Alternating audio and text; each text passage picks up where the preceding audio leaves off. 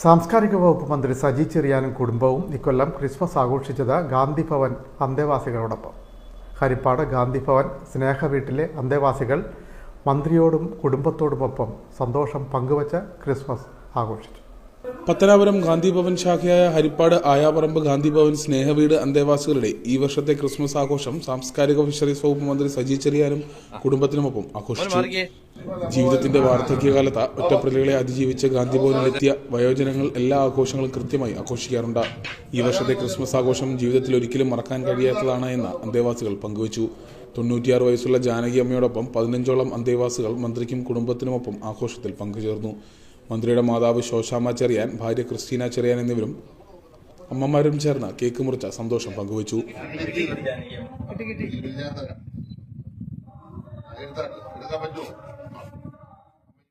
Gandhi Bhavan organising secretary Muhammad Shameer അന്തേവാസികൾക്കൊപ്പം നേതൃത്വം നൽകി.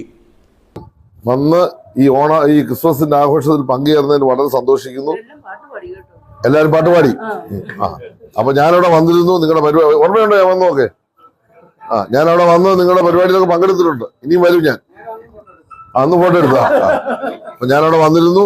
അമ്മമാരെ അച്ഛന്മാരെ കണ്ട് ഞാനേമേ ഹാപ്പി അല്ലേ? അപ്പൊ ഹാപ്പി ക്രിസ്മസ്. പുതിയ വർഷം നല്ല സന്തോഷകരമായ വർഷമാകട്ടെ കേട്ടോ.